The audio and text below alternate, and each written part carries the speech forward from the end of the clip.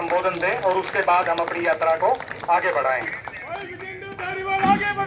हम तुम्हारे साथ हैं, हम तुम्हारे साथ हैं। धन्यवाद पुष्पेंद्र जी। सम्मानित मंच, दो पंक्तियों से अपनी बात की शुरुआत करूंगा कि हटकर चले वो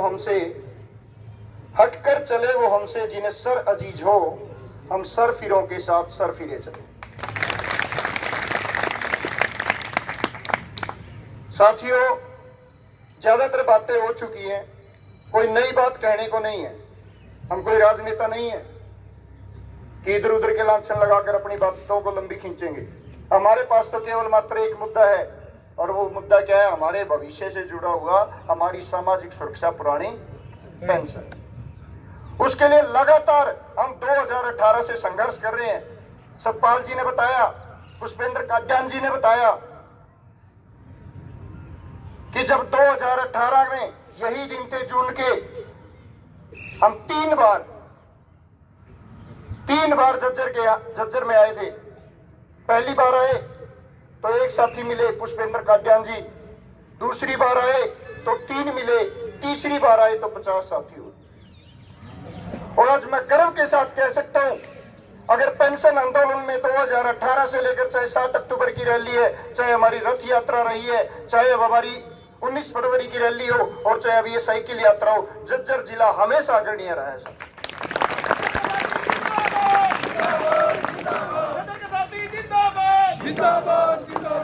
नवबहार यादव जी, मेरे बहुत ही सम्मानित बड़े भाई, इन्होंने जब से कमान संभाली है, दोबारा से झज्जर जिलों को अग्रिम पंक्ति में लाकर खड़ा कर दिया। इनके लिए मैं जोरदार तालियां करता हूं। और काद्यान साहब के लिए तो क्या कहूं कि मैं तो हमेशा इनको कहा करता हूं कि जब भी काद्यान साहब जो भी करते हैं कमाल करते हैं, कोई शब्द नहीं है इनके लिए। इनकी पूरी टीम हमारे बीच में साइकिल यात्रा में हमारे सहभागी, इनकी कर्म भूमि भी रही है झज्जर। इन्होंने अभी मुझे बताया, राजवीर बराड़ जी रिटायर हो चुके हैं, पुरानी पेंशन ले रहे हैं, घर बैठ सकते थे, लेकिन उन्होंने आपकी पीड़ा को समझा, भविष्य की पीढ़ी के दर्द को समझा। गोरो चिट्टा रंग है तो काले हो गए 4 दिन में, धूप में चल रहे दिन पूरी दोपहरी में। ऐसे साथियों का तप है आपके इस आंदोलन के साथ, ऐसे साथियों की तपस्या है आपके साथ। अब मैं किसका नाम लूं और किसका छोड़ूं? हमारे ऐसे साथी देशवाल साहब, पुरुषोत्तम जी, कमल जी, बलराम जी, जिनके आप गाने लगातार सुन रहे हो। बलराम आर्य जी कॉलेज कैडर से हमारे साथी हैं। और आप तमाम साथियों का, हमारी बहनों का मैं धन्यवाद करता हूं, आपने जो इतना मान सम्मान प्यार हमें दिया। और निश्चित तौर पर जब 2018 में आए थे, मैं एक बात हमेशा कहा करता था, भाई पद विभाग और संगठनों की दूरी बुलाकर पेंशन बहाली संघर्ष समिति का साथ दे दो, केवल एकमात्र मुद्दे के लिए। आपकी पेंशन बहाल होगी, 101% होगी। समय तो नहीं बताया था भाइयों, लेकिन आज बता के जा रहा हूं कि पद विभाग और संगठनों की दूरी बुलाकर पेंशन बहाली संघर्ष समिति के साथ अगले 8 से 10 महीने खड़े रहना। अगली साल इन्हीं दिनों में ओपीएस बहाली का जश्न मना रहे होंगे।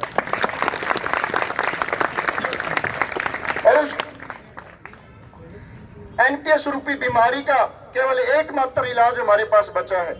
आपने सत्ता का घमंड देख लिया, आपने सत्ता की तानाशाही देख ली, उन्होंने जितना कर चुके, और उनको यह भी पता है आप जितना जुल्म करोगे, ये हरियाणा प्रदेश के कर्मचारी उतने ही जोर शोर से आगे बढ़कर आपके सामने आके खड़े हो जाएंगे।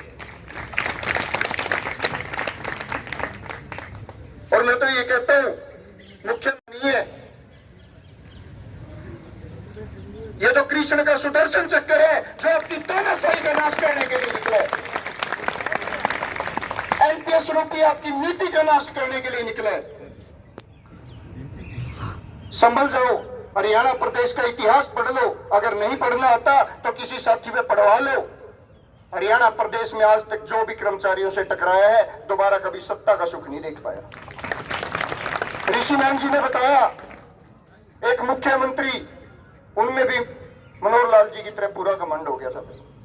हमारे पड़ोसी राज्य हिमाचल, 3 मार्च का वो दिन हमें याद है, वहां जब हम विधानसभा का घेराव करने गए, जो हरियाणा के अंदर 19 फरवरी को किया गया, वही 3 मार्च को वहां भी किया गया था। लेकिन विधानसभा का जब घेराव करके बैठे थे, उन मुख्यमंत्री ने मजाक उड़ाते हुए कहा था कि अगर कर्मचारियों को पेंशन चाहिए तो चुनाव लड़े। हमने वहीं खड़े होकर चेतावनी दी थी, मुख्यमंत्री जी चुनाव तो नहीं लड़ेंगे, लेकिन आपने लड़ना जरूर सिखा देंगे। और सिखाया, 0.1% से सत्ता से बाहर हुए। और वही मुख्यमंत्री कल पंचकुला के अंदर थे, मनोहर लाल जी से भी मिले होंगे और उन्होंने प्रेस कॉन्फ्रेंस किया। सारे अखबार आप पढ़ लो, हेडलाइन बनी हुई है। उन्होंने माना अगर हमारी सत्ता गई तो ओपीएस की वजह से गई, और हरियाणा प्रदेश में भी सरकार की सत्ता जाएगी तो ओपीएस की वजह से जाएगी। तो उसके लिए एक मुहिम हम चलाने जा रहे हैं, वो क्या है? Vote for OPS. जोर से बोल दो भाई। अगर इसी सरकार को वोट देना तो चुप रह लियो, और एनपीएस चाहिए तब भी चुप रह लेना। अगर पुरानी पेंशन चाहिए तो इस मुहिम में साथ देना पड़ेगा। Vote for OPS, vote for OPS, vote for OPS, vote for OPS. और भूलना नहीं है, भूलना नहीं है इस बात को। आज तक आपने दूसरों की पेंशन के लिए वोट दिया, नेताओं की पेंशन के लिए वोट दिया। इस बार अपने लिए वोट दे लो, अपने परिवार के लिए वोट दे लो, अपने आने वाले बच्चों और पीढ़ी के लिए वोट दे दो साथी। और कई साथियों को दर्द हो जाता है भाई, मैं हर मंच से बात कहता हूं, कई साथियों को बड़ा दर्द हुआ है और खुल के जाहिर भी करते हैं कि धारीवाल जी आप ना बोलो, या मैं तो इस सरकार के साथ, मेरे तो बड़े हमारे उप मुख्यमंत्री के साथ संबंध है, मुख्यमंत्री के साथ हैं, इनके खिलाफ ना बोलो, आप तो इनको बाहर करने आए हो। मैं क्या भाई, हम इनको कोई बाहर नहीं करने आए। हमारे ऊपर लाठियां चली, आंसू गैस के गोले चले, हम उन चीज को भूल जाएंगे। हमारा भविष्य सुरक्षित कर दे, पुरानी पेंशन को बहाल कर दे, हम उनका भी सम्मान कर देंगे भाई। अगर वो नहीं करते तो हमारे सगे नहीं है, जब वो हमारे सगे नहीं तो हम उनके सगे बन के क्यों खड़े रहेंगे? और जो साथी ये बोलते हैं कि मेरे तो दुष्यंत चौटाला से इतने संबंध है, तो मैं तो उनको एक बात बोल दूं भाई, उन्होंने वादा किया था 2019 में एक बार सिर्फ अपनी अपनी पेंशन बहाल करवा लिया, हमारी रहने दे, हम लड़के ले जाएंगे। और अगर दुष्यंत चौटाला जिसके आप भगत बने फिरते हो, या मुख्यमंत्री जिसके आप भगत बने फिरते हो, अगर वो आपकी पेंशन बहाल नहीं कर सकते तो आप उन नेताओं के तो वफादार हो सकते हो, लेकिन अपने परिवार, अपने रिश्तेदार और अपने आने वाली पीढ़ी के हमेशा गद्दार कहलाओगे। इसलिए इस लड़ाई में, न्याय की इस लड़ाई में आप साथियों ने सहयोग दिया है और आगे भी मैं उम्मीद करूंगा आप सहयोग देंगे। जो भी साथी एक दिन भी अगर इस आंदोलन में शामिल रहा, जब पुरानी पेंशन उनको मिलना शुरू होगी तो बुढ़ापे में उनको गर्व महसूस हुआ करेगा कि मैं लड़ा था, इस आंदोलन का हिस्सा था, इसलिए मुझे पेंशन मिल रही है। और जो साथी घर बैठे हैं उनको मैं बता दूं, वो साथी हमेशा पेंशन उनको भी मिलेगी, लेकिन हमेशा आपके कर्जदार रहेंगे, हमेशा आपके कर्जदार रहेंगे। उन साथियों को भी समझना होगा कि दूसरे का कर्जदार बनना है, दूसरे का एहसानमंद बनना है या अपनी लड़ाई के लिए खुद लड़ना है। मैं कुछ साथियों का धन्यवाद करना चाहता हूं। जैसे ही हम झज्जर के अंदर प्रवेश किया, याकबपुर के सरपंच अमरजीत गुलिया जी ने हमारा भव्य स्वागत किया। उस पूरी पंचायत का, पूरे ग्रामवासियों का हम धन्यवाद करते हैं। उसके बाद सुनील जी ने दादरी तोड़े में हमारा धन्यवाद किया, हमारा स्वागत किया।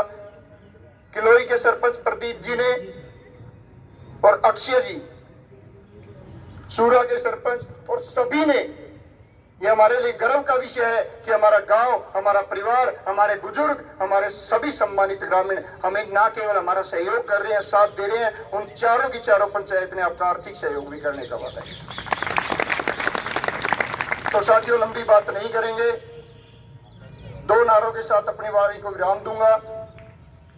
आपको केवल मात्र कुछ दिनों तक, कुछ महीनों तक अभी संघर्ष समिति का साथ देना है। और मैं हमेशा कहता आया हूं कि जो पेंशन बहाल करेगा वही देश पे राज करेगा। और इसके साथ साथ तमाम हमारे संगठन, हमारे असला के पदाधिकारी बैठे हैं, हमारी आंगनबाड़ी वर्कर और बहुत सारे पदाधिकारी, हजरस के पदाधिकारी जिन्होंने सम्मान दिया, डिप्लोमा इंजीनियर एसोसिएशन जी का नाम रह जाए भाई बुरा न मानियो, क्योंकि हम कहते हैं कि पेंशन चाहिए तो नाम चाहिए या और एक वादा मैं हमेशा हर मंच से करता हूं, जिस दिन पुरानी पेंशन बहाल होगी, जितने सम्मानित संगठनों ने आज तक हमारा साथ दिया है, पहले उनको सम्मानित करेंगे, फिर सरकार का सम्मान करेंगे। तो दो नारों के साथ अपनी वाणी को विराम दूंगा।